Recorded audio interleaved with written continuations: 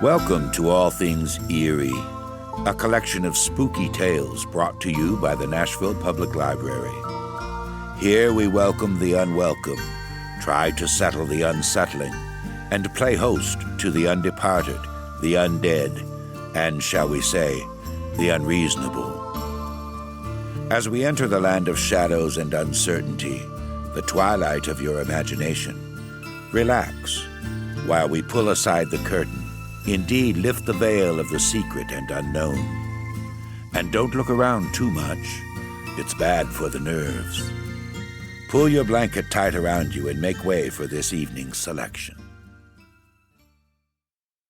This evening we are presenting a ghost story by the esteemed and renowned American author Edith Wharton, who was the first woman to win the Pulitzer Prize in literature. She once said, "I don't believe in ghosts, but I'm afraid of them." Smart lady. Her home in Lenox, Massachusetts, called the Mount, is believed to this day to be haunted and offers ghost tours on the 113-acre property. Tonight's story is entitled Afterward, and after a few twists and turns in the plot, we are brought to believe in a very vengeful ghost whom one can only recognize in hindsight. And now, turn down the lights and join us for Afterward by Edith Wharton. Oh, there is one, of course, but you'll never know it. The assertion, laughingly flung out 6 months earlier in a bright June garden, came back to Mary Boyne with a sharp perception of its latent significance as she stood in the December dusk, waiting for the lamps to be brought into the library.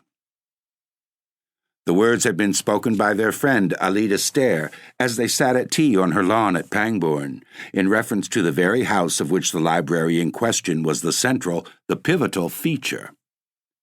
Mary Boyne and her husband, in quest of a country place in one of the southern or southwestern counties, had, on their arrival in England, carried their problem straight to Alida Stair, who had successfully solved it in her own case, but it was not until they had rejected, almost capriciously, several practical and judicious suggestions that she threw it out. "Well, there's Ling, in Dorsetshire. It belongs to Hugo's cousins, and you can get it for a song." The reason she gave for its being obtainable on these terms, its remoteness from a station, its lack of electric light, hot water pipes, and other vulgar necessities, were exactly those pleading in its favor with two romantic Americans perversely in search of the economic drawbacks which were associated, in their tradition, with unusual architectural felicities. "I should never believe I was living in an old house unless I was thoroughly uncomfortable," Ned Boyne, the more extravagant of the two, had jocosely insisted. "The least hint of convenience would make me think it had been bought out of an exhibition and the pieces numbered and set up again." And they had proceeded to enumerate with humorous precision their various suspicions and exactions, refusing to believe that the house their cousin recommended was really Tudor till they learned it had no heating system or that the village church was literally in the grounds, till she assured them of the deplorable uncertainty of the water supply. "It's too uncomfortable to be true," Edward Boyne had continued to exult as the avowal of each disadvantage was successfully wrung from her. But he had cut short his rhapsody to ask, with a sudden relapse to distrust, "And the ghost? You've been concealing from us the fact that there is no ghost." Mary at the moment had laughed with him, yet almost with her laugh, being possessed of several sets of independent perceptions, had noted a sudden flatness of tone in Alida's answering hilarity. "Oh, Dorsetshire's full of ghosts, you know." Yes, but that won't do. I don't want to have to drive 10 miles to see somebody else's ghost. I want one of my own on the premises. Is there a ghost at Ling?" His rejoinder had made Alida laugh again, and it was then that she had flung back tantalizingly, "Oh, there is one, of course, but you'll never know it." "Never know it?" Boyne pulled her up. "But what in the world constitutes a ghost except the fact of its being known for one?" "I can't say. But that's the story." "That there's a ghost, but that nobody knows it's a ghost?" "Well, not till afterward, at any rate." "Till afterward?" "Not till long, long afterward." But if it's been once identified as an unearthly visitant, why hasn't its signalment been handed down in the family? How has it managed to preserve its incognito? Alida could only shake her head. Don't ask me, but it has. And then suddenly, Mary spoke up as if from some cavernous depth of divination. Suddenly, long afterward, one says to oneself, that was it? She was oddly startled at the sepulchral sound with which her question fell on the banter of the other two, and she saw the shadow of the same surprise flit across Alida's clear pupils. I suppose so. One just has to wait. Oh, hang waiting, Ned broke in. Life's too short for a ghost who can only be enjoyed in retrospect. Can't we do better than that, Mary? But it turned out that in the event they were not destined to, for within 3 months of their conversation with Mrs. Stair, they were established at Ling, and the life they had yearned for to the point of planning it out in all its daily details had actually begun for them. It was to sit in the thick December dusk by just such a wide-hooded fireplace under just such black oak rafters with the sense that beyond the mullioned panes the downs were darkening to a deeper solitude. It was for the ultimate indulgence in such sensations that Mary Boyne had endured for nearly 14 years the soul-deadening ugliness of the Middle West, and that Boyne had ground on doggedly at his engineering till, with a suddenness that still made her blink, the prodigious windfall of the Blue Star Mine had put them at a stroke in possession of life and the leisure to taste it. They had never for a moment meant their new state to be one of idleness, but they meant to give themselves only to harmonious activities. She had her vision of painting and gardening against a background of gray walls. He dreamed of the production of his long-planned book on the economic basis of culture. And with such absorbing work ahead, no existence could be too sequestered. They could not get far enough from the world or plunge deep enough into the past. Dorsetshire had attracted them from the first by a semblance of remoteness out of all proportion to its geographical position. But to the Boynes it was one of the ever-recurring wonders of the whole incredibly compressed island, a nest of counties, as they put it, that for the production of its effects so little of a given quality went so far, that so few miles made a distance, and so short a distance a difference. It's that, Ned had once enthusiastically explained, that gives such depth to their effects, such relief to their least contrasts. They've been able to lay the butter so thick on every exquisite mouthful. The butter had certainly been laid on thick at Ling. The old grey house, hidden under a shoulder of the downs, had almost all the finer marks of commerce with a protracted past. The mere fact that it was neither large nor exceptional made it, to the Boynes, abound the more richly in its special sense, the sense of having been for centuries a deep, dim reservoir of life. The life had probably not been of the most vivid order. For long periods, no doubt, it had fallen as noiselessly into the past as the quiet drizzle of autumn fell, hour after hour, into the green fish pond between the yews. But these backwaters of existence sometimes breed, in their sluggish depths, strange acuities of emotion, and Mary Boyne had felt from the first the occasional brush of an intenser memory. The feeling had never been stronger than on the December afternoon when, waiting in the library for the belated lamps, she rose from her seat and stood among the shadows of the hearth. Her husband had gone off after luncheon for one of his long tramps on the downs. She had noticed of late that he preferred to be unaccompanied on these occasions, and, in the tried security of their personal relations, had been driven to conclude that his book was bothering him, and that he needed the afternoons to turn over in solitude the problems left from the morning's work. Certainly the book was not going as smoothly as she had imagined it would, and the lines of perplexity between his eyes had never been there in his engineering days. Then he had often looked fagged to the verge of illness, but the native demon of worry had never branded his brow. Yet the few pages he had so far read to her, the introduction and a synopsis of the opening chapter, gave evidence of a firm possession of his subject and a deepening confidence in his powers. The fact threw her into deeper perplexity, since, now that he had done with business and its disturbing contingencies, the one other possible element of anxiety was eliminated. Unless it were his health, then? But physically he had gained since they had come to Dorsetshire, grown robuster, ruddier, and fresher-eyed. It was only within a week that she had felt in him the undefinable change that made her restless in his absence, and as tongue-tied in his presence as though it were she who had a secret to keep from him. The thought that there was a secret somewhere between them struck her with a sudden smart rap of wonder, and she looked about her down the dim, long room. "Can it be the house?" she mused. The room itself might have been full of secrets. They seemed to be piling themselves up as evening fell, like the layers and layers of velvet shadow dropping from the low ceiling, the dusky walls of books, the smoke-blurred sculpture of the hooded hearth. Why, of course, the house is haunted, she reflected. The ghost, Alida's imperceptible ghost, after figuring largely in the banter of their first month or two at Ling, had been gradually discarded as too ineffectual for imaginative use.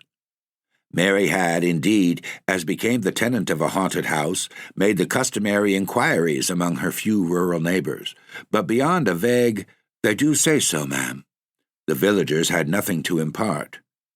The elusive spectre had apparently never had sufficient identity for a legend to crystallize about it, and after a time the Boynes had laughingly set the matter down to their profit and loss account, agreeing that Ling was one of the few houses good enough in itself to dispense with supernatural enhancements. "And I suppose, poor ineffectual demon, that's why it beats its beautiful wings in vain in the void," Mary had laughingly concluded. "Or rather," Ned answered, in the same strain, "why, amid so much that's ghostly, it can never affirm its separate existence as the ghost." And thereupon their invisible housemate had finally dropped out of their references, which were numerous enough to make them promptly unaware of the loss.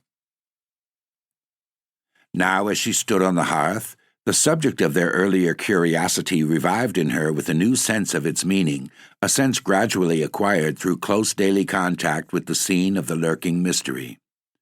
It was the house itself, of course, that possessed the ghost-seeing faculty, that communed visually but secretly with its own past.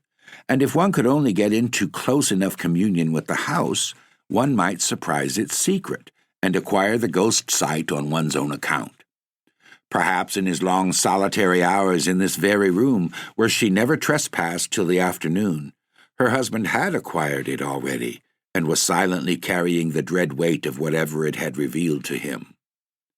Mary was too well versed in the code of the spectral world not to know that one could not talk about the ghosts one saw. To do so was almost as great a breach of good breeding as to name a lady in a club. But this explanation did not really satisfy her. What, after all, except for the fun of the frisson, she reflected, would he really care for any of their old ghosts? And then she was thrown back once more on the fundamental dilemma, the fact that one's greater or less susceptibility to spectral influences had no particular bearing on the case, since when one did see a ghost at Ling, one did not know it. "Not till long afterward," Alida Stair had said. Well, supposing Ned had seen one when they first came, and had known only within the last week what had happened to him. More and more under the spell of the hour, she threw back her searching thoughts to the early days of their tenancy, but at first only to recall a gay confusion of unpacking, settling, arranging of books, and calling to each other from remote corners of the house as treasure after treasure of their habitation revealed itself to them. It was in this particular connection that she presently recalled a certain soft afternoon of the previous October, when, passing from the first rapturous flurry of exploration to a detailed inspection of the old house, she had pressed, like a novel heroine, a panel that opened at her touch on a narrow flight of stairs leading to an unsuspected flat ledge of the roof which, from below, seemed to slope away on all sides too abruptly for any but practiced feet to scale. The view from this hidden coign was enchanting, and she had flown down to snatch Ned from his papers and give him the freedom of her discovery. She remembered still how, standing on the narrow ledge, he had passed his arm about her while their gaze flew to the long, tossed horizon line of the downs, and then dropped contentedly back to trace the arabesque of yew hedges about the fish pond and the shadow of the cedar on the lawn. And now the other way, he had said, gently turning her about within his arm, and closely pressed to him she had absorbed, like some long, satisfying draught, the picture of the gray-walled court, the squat lions on the gates, and the lime avenue reaching up to the high road under the downs. It was just then, while they gazed and held each other, that she had felt his arm relax and heard a sharp "Hello!" that made her turn to glance at him. Distinctly, yes, she now recalled she had seen, as she glanced, a shadow of anxiety, of perplexity rather, fall across his face, and following his eyes, had beheld the figure of a man in loose, grayish clothes, as it appeared to her, who was sauntering down the lime avenue to the court with the tentative gait of a stranger seeking his way. Her short-sighted eyes had given her but a blurred impression of slightness and grayness, with something foreign, or at least unlocal, in the cut of the figure or its garb. But her husband had apparently seen more, seen enough to make him push past her with a sharp "Wait!" and dash down the twisting stairs without pausing to give her a hand for the descent. A slight tendency to dizziness obliged her, after a provisional clutch at the chimney against which they had been leaning, to follow him down more cautiously, and when she had reached the attic landing she paused again for a less definite reason, leaning over the oak banister to strain her eyes through the silence of the brown, sun-flecked depths below. She lingered there still. Somewhere in those depths she heard the closing of a door. Then, mechanically impelled, she went down the shallow flight of steps till she reached the lower hall. The front door stood open on the mild sunlight of the court, and hall and court were empty. The library door was open, too, and after listening in vain for any sound of voices within, she quickly crossed the threshold and found her husband alone, vaguely fingering the papers on his desk. He looked up, as if surprised at her precipitate entrance, but the shadow of anxiety had passed from his face, leaving it even, as she fancied, a little brighter and clearer than usual. "What was it? Who was it?" she asked. "Who?" he repeated, with the surprise still all on his side. "The man we saw coming toward the house." He seemed honestly to reflect. "The man? Why, I thought I saw Peters. I dashed after him to say a word about the stable drains, but he had disappeared before I could get down." "Disappeared? Why, he seemed to be walking so slowly when we saw him." Boyne shrugged his shoulders. "So I thought, but he must have got up steam in the interval. What do you say to our trying a scramble up Meldon Steep before sunset?" That was all. At the time, the occurrence had been less than nothing, had indeed been immediately obliterated by the magic of their first vision from Meldon Steep, a height which they had dreamed of climbing ever since they had first seen its bare spine heaving itself above the low roof of Ling. Doubtless it was the mere fact of the other incidents having occurred on the very day of their ascent to Meldon that had kept it stored away in the unconscious fold of association from which it now emerged. For in itself it had no mark of the portentous. At the moment there could have been nothing more natural than that Ned should dash himself away from the roof in the pursuit of dilatory tradesmen. It was the period when they were always on the watch for one or the other, or the specialists employed about the place, always lying in wait for them and dashing out at them with questions, reproaches, or reminders. And certainly in the distance the gray figure had looked like Peters. Yet now, as she reviewed the rapid scene, she felt her husband's explanation of it to have been invalidated by the look of anxiety on his face. Why had the familiar appearance of Peters made him anxious? Why, above all, if it was of such prime necessity to confer with that authority on the subject of the stable drains, had the failure to find him produced such a look of relief? Mary could not say that any one of these considerations had occurred to her at the time. Yet from the promptness with which they now marshaled themselves at her summons, she had a sudden sense that they must all have been there, waiting their hour. Part 2. Weary with her thoughts, she moved toward the window. The library was now completely dark, and she was surprised to see how much faint light the outer world still held. As she peered out into it across the court, a figure shaped itself in the tapering perspective of bare lines. It looked a mere blot of deeper gray in the darkness, and for an instant, as it moved toward her, her heart thumped to the thought, "It's the ghost." She had time, in that long instant, to feel suddenly that the man of whom, 2 months earlier, she had a brief, distant vision from the roof was now, at his predestined hour, about to reveal himself as not having been Peter's, and her spirit sank under the impending fear of the disclosure. But almost with the next tick of the clock, the ambiguous figure, gaining substance and character, showed itself even to her weak sight as her husband's, and she turned away to meet him as he entered, with the confession of her folly. "It's really too absurd," she laughed out from the threshold, "but I never can remember." "Remember what?" Boyne questioned as they drew together. "That when one sees the Ling ghost, one never knows it." Her hand was on his sleeve, and he kept it there, but with no response in his gesture or in the lines of his fagged, preoccupied face. "Did you think you'd seen it?" he asked, after an appreciable interval. "Why, I actually took you for it, my dear, in my mad determination to spot it." "Me? Just now?" His arm dropped away, and he turned from her with a faint echo of her laugh. "Really, dearest, you'd better give it up, if that's the best you can do." "Yes, I give it up. I give it up. Have you?" she asked, turning round on him abruptly. The parlour-maid had entered with letters and a lamp, and the light struck up into Boyne's face as he bent above the tray she presented. "Have you?" Mary perversely insisted, when the servant had disappeared on her errand of illumination. "Have I what?" he rejoined absently, the light bringing out the sharp stamp of worry between his brows as he turned over the letters. "Given up trying to see the ghost." Her heart beat a little at the experiment she was making. Her husband, laying his letters aside, moved away into the shadow of the hearth.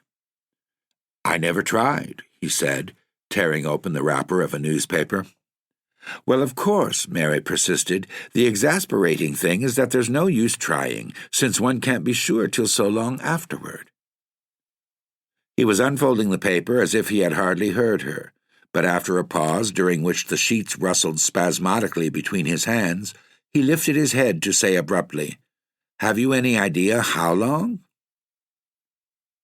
Mary had sunk into a low chair beside the fireplace. From her seat she looked up, startled at her husband's profile, which was darkly projected against the circle of lamplight. "No, none. Have you?" she retorted, repeating her former phrase with an added keenness of attention. Boyne crumpled the paper into a bunch and then inconsequently turned back with it toward the lamp. "Lord, no. I only meant," he explained with a faint tinge of impatience, "is there any legend, any tradition as to that?" "Not that I know of," she answered, but the impulse to add, "What makes you ask?" was checked by the reappearance of the parlour-maid with tea and a second lamp. With the dispersal of shadows and the repetition of the daily domestic office, Mary Boyne felt herself less oppressed by that sense of something mutely imminent which had darkened her solitary afternoon. For a few moments she gave herself silently to the details of her task, and when she looked up from it she was struck to the point of bewilderment by the change in her husband's face. He had seated himself near the farther lamp and was absorbed in the perusal of his letters. But was it something he had found in them, or merely the shifting of her own point of view, that had restored his features to their normal aspect? The longer she looked, the more definitely the change affirmed itself. The lines of painful tension had vanished, and such traces of fatigue as lingered were of the kind easily attributable to steady mental effort. He glanced up, as if drawn by her gaze, and met her eyes with a smile. "I'm dying for my tea, you know, and here's a letter for you," he said.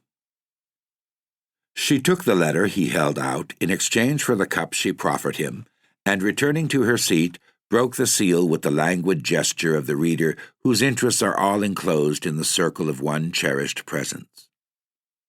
Her next conscious motion was that of starting to her feet, the letter falling to them as she rose, while she held out to her husband a long newspaper clipping. "Ned, what's this? What does it mean?" He had risen at the same instant, almost as if hearing her cry before she uttered it, and for a perceptible space of time he and she studied each other, like adversaries waiting for an advantage, across the space between her chair and his desk. "What's that? You fairly made me jump," Boyne said at length, moving toward her with a sudden, half-exasperated laugh. The shadow of apprehension was on his face again, not now a look of fixed foreboding, but a shifting vigilance of lips and eyes that gave her the sense of his feeling himself invisibly surrounded.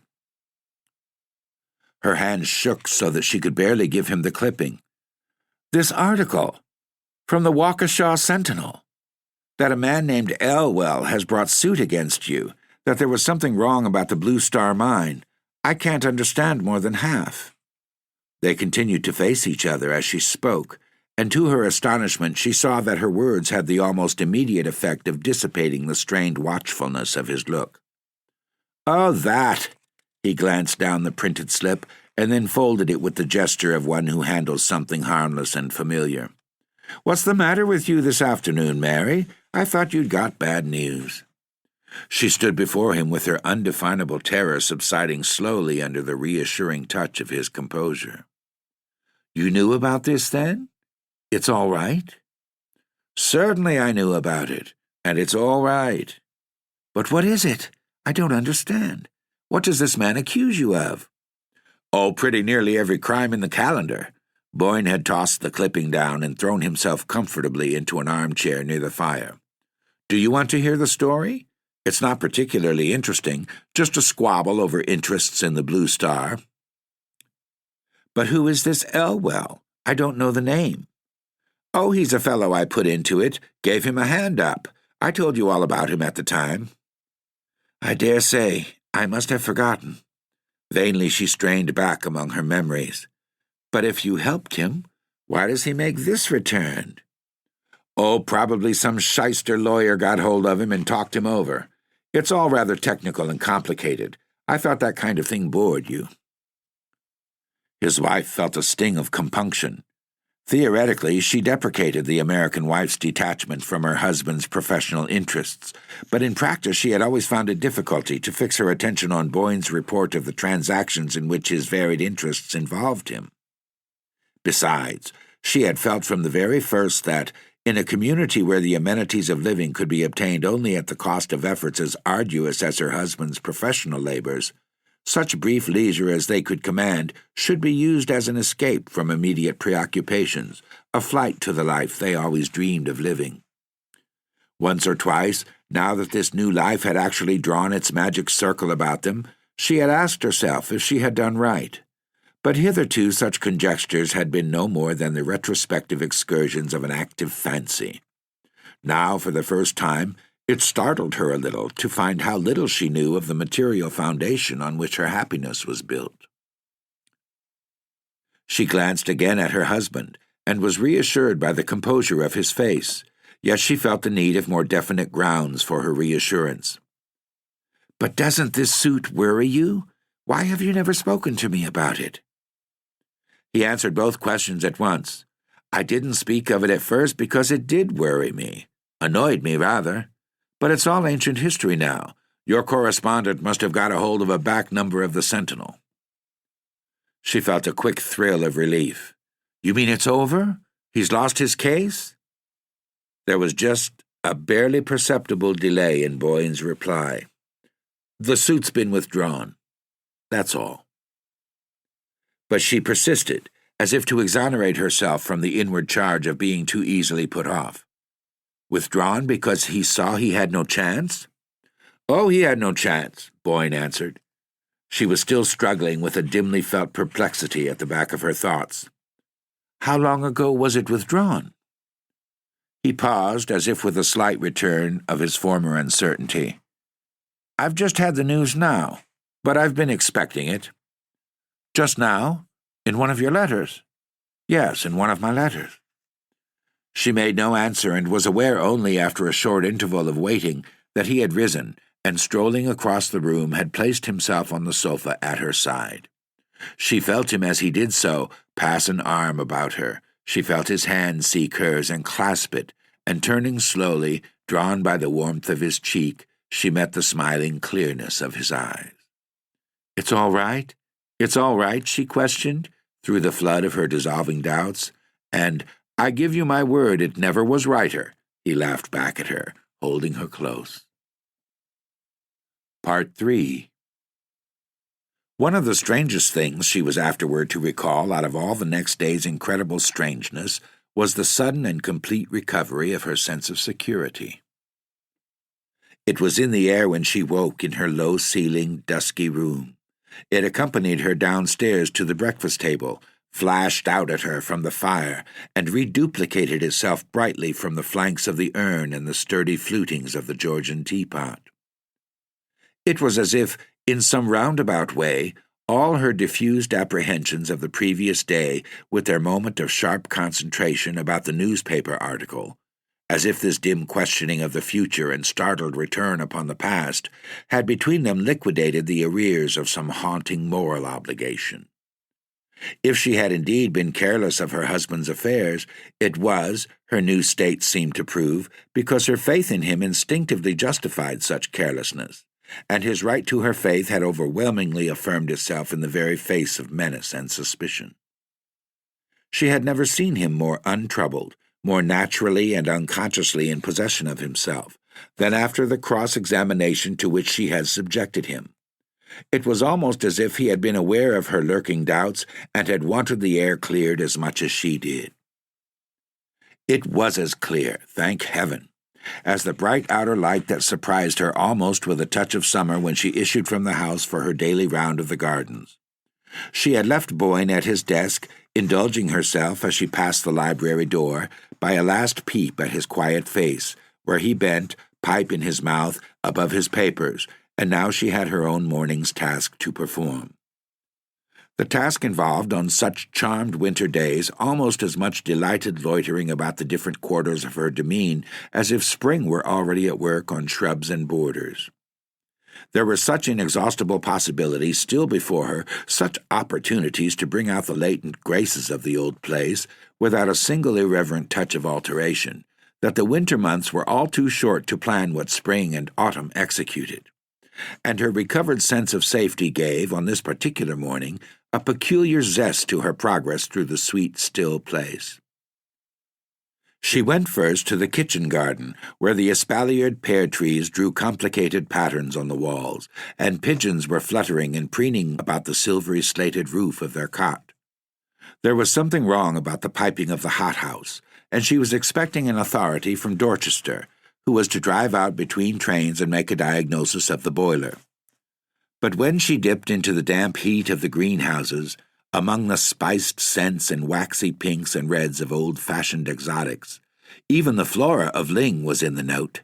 She learned that the great man had not arrived, and the day being too rare to waste in an artificial atmosphere, she came out again and paced slowly along the springy turf of the bowling green to the gardens behind the house. At their farther end rose a grass terrace, commanding over the fish pond and the yew hedges a view of the long house front, with its twisted chimney stacks and the blue shadows of its roof angles, all drenched in the pale gold moisture of the air. Seen thus, across the level tracery of the yews, under the suffused, mild light, it sent her, from its open windows and hospitably smoking chimneys, the look of some warm human presence, of a mind slowly ripened on a sunny wall of experience. She had never before had so deep a sense of her intimacy with it, such a conviction that its secrets were all beneficent, kept, as they said to children, for one's good, so complete a trust in its power to gather up her life and Ned's into the harmonious pattern of the long, long story it sat there weaving in the sun. She heard steps behind her and turned, expecting to see the gardener, accompanied by the engineer from Dorchester. But only one figure was in sight, that of a youngish, slightly built man who, for reasons she could not on the spot have specified, did not remotely resemble her preconceived notion of an authority on hothouse boilers. The newcomer, on seeing her, lifted his hat and paused with the air of a gentleman, perhaps a traveler, desirous of having it immediately known that his intrusion is involuntary. The local fame of Ling occasionally attracted the more intelligent sightseer, and Mary half expected to see the stranger dissemble a camera or justify his presence by producing it. But he made no gesture of any sort, and after a moment she asked, in a tone responding to the courteous deprecation of his attitude, "Is there anyone you wish to see?" "I came to see Mr. Boyne," he replied. His intonation, rather than his accent, was faintly American, and Mary, at the familiar note, looked at him more closely. The brim of his soft felt hat cast a shade on his face, which, thus obscured, wore to her short-sighted gaze a look of seriousness, as of a person arriving on business, and civilly but firmly aware of his rights. Past experience had made Mary equally sensible to such claims, but she was jealous of her husband's morning hours, and doubtful of his having given anyone the right to intrude on them. "Have you an appointment with Mr. Boyne?" she asked. He hesitated, as if unprepared for the question. "Not exactly an appointment," he replied. "Then I'm afraid, this being his working time, that he can't receive you now. Will you give me a message, or come back later?" The visitor, again lifting his hat, briefly replied that he would come back later, and walked away, as if to regain the front of the house. As his figure receded down the walk between the yew hedges, Mary saw him pause and look up an instant at the peaceful house, bathed in faint winter sunshine, and it struck her, with a tardy touch of compunction, that it would have been more humane to ask if he had come from a distance, and to offer, in that case, to inquire if her husband could receive him. But as the thought occurred to her, he passed out of sight behind a pyramidal yew, and at the same moment her attention was distracted by the approach of the gardener, attended by the bearded pepper-and-salt figure of the boilermaker from Dorchester.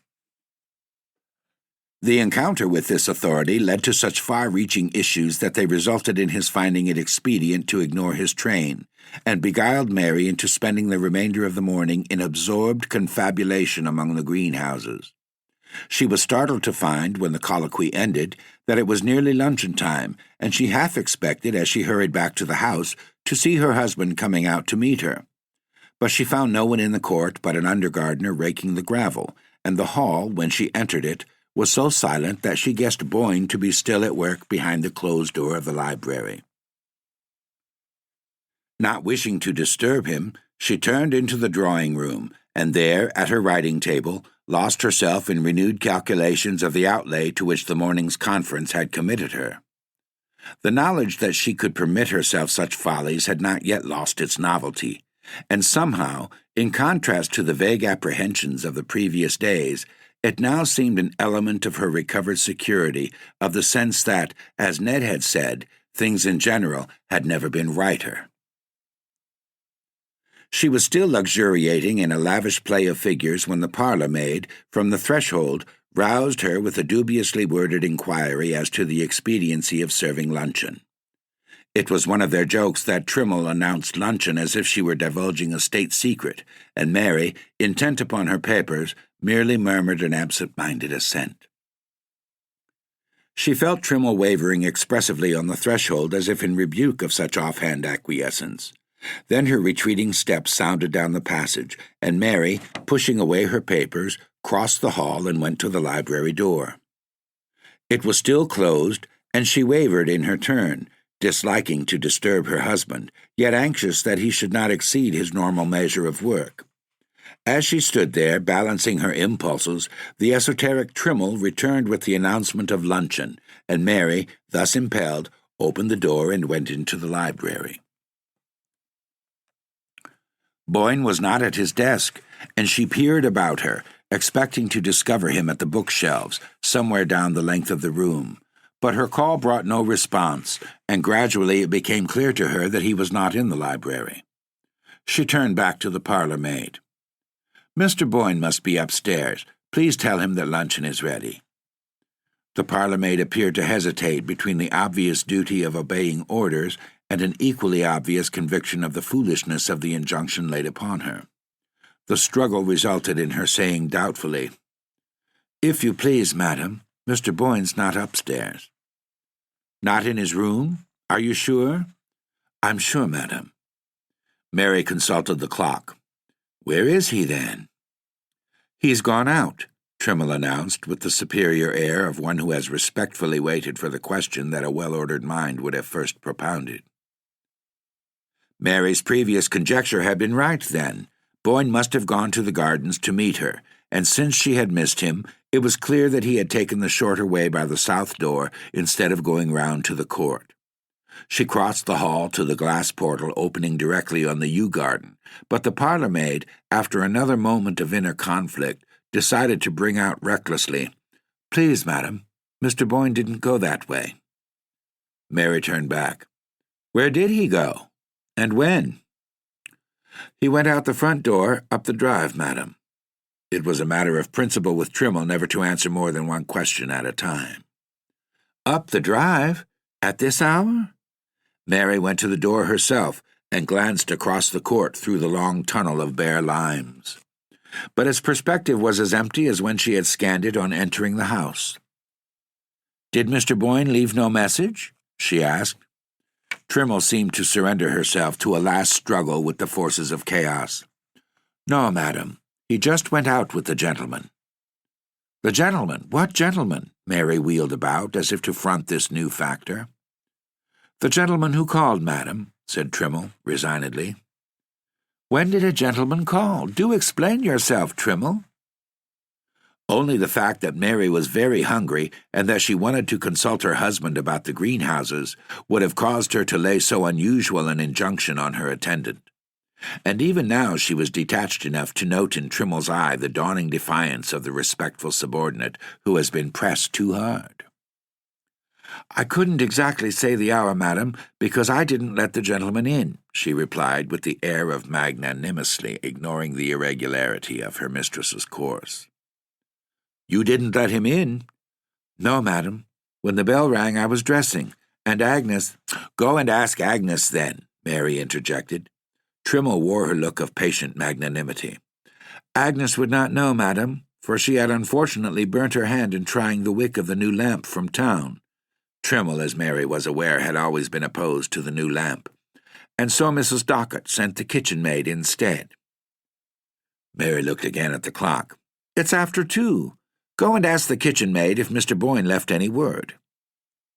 She went into luncheon without waiting, and Trimble presently brought her there the kitchen maid's statement that the gentleman had called about 1 o'clock, that Mr. Boyne had gone out with him without leaving any message. The kitchen maid did not even know the caller's name, for he had written it on a slip of paper, which he had folded and handed to her, with the injunction to deliver it at once to Mr. Boyne. Mary finished her luncheon, still wondering, and when it was over and Trimble had brought the coffee to the drawing-room, her wonder had deepened to a first faint tinge of disquietude. It was unlike Boyne to absent himself without explanation at so unwonted an hour, and the difficulty of identifying the visitor whose summons he had apparently obeyed made his disappearance the more unaccountable. Mary Boyne's experience as the wife of a busy engineer, subject to sudden calls and compelled to keep irregular hours, had trained her to the philosophic acceptance of surprises. But since Boyne's withdrawal from business, he had adopted a Benedictine regularity of life, as if to make up for the dispersed and agitated years with their stand-up lunches and dinners rattled down to the joltings of the dining car.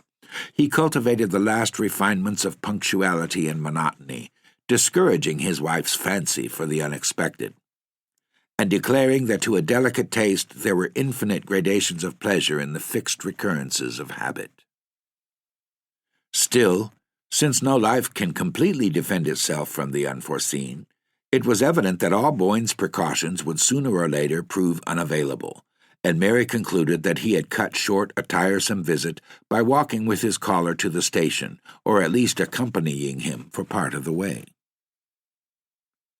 This conclusion relieved her from farther preoccupation, and she went out herself to take up her conference with the gardener. Then she walked to the village post office a mile or so away, and when she turned toward home, the early twilight was setting in.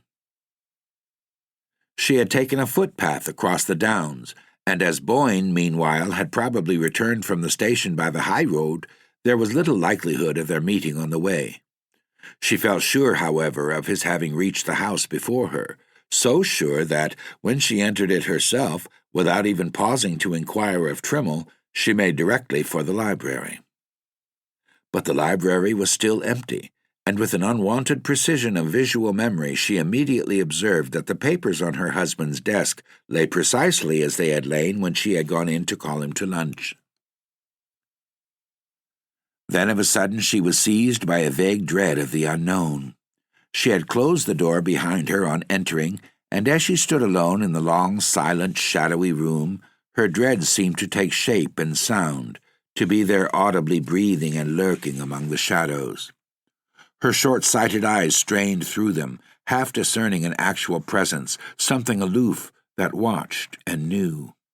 And in the recoil from that intangible propinquity, she threw herself suddenly on the bell rope and gave it a desperate pull.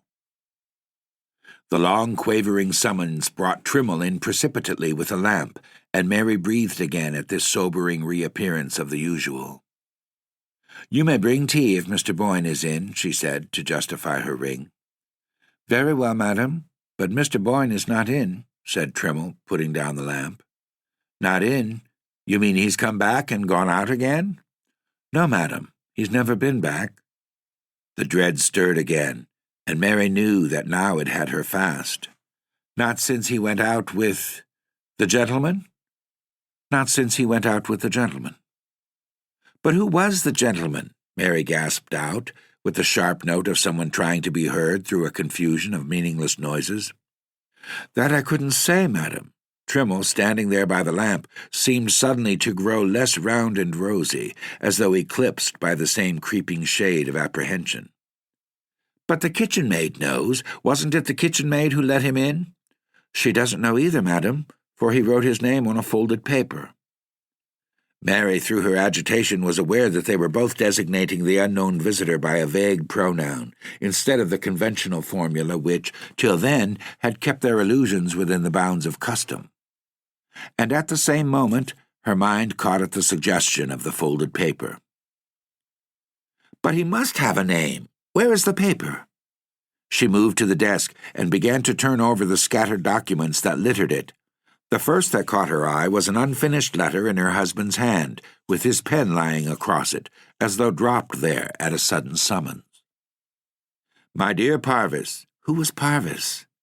"I have just received your letter announcing Elwell's death, and while I suppose there is now no further risk of trouble, it might be safer—" She tossed the sheet aside and continued her search, but no folded paper was discoverable among the letters and pages of manuscript that had been swept together in a promiscuous heap, as if by a hurried or a startled gesture. "But the kitchen maid saw him. Send her here," she commanded, wondering at her dullness in not thinking sooner of so simple a solution. Trimmel, at the behest, vanished in a flash as if thankful to be out of the room, and when she reappeared, conducting the agitated underling, Mary had regained her self-possession and had her questions pat.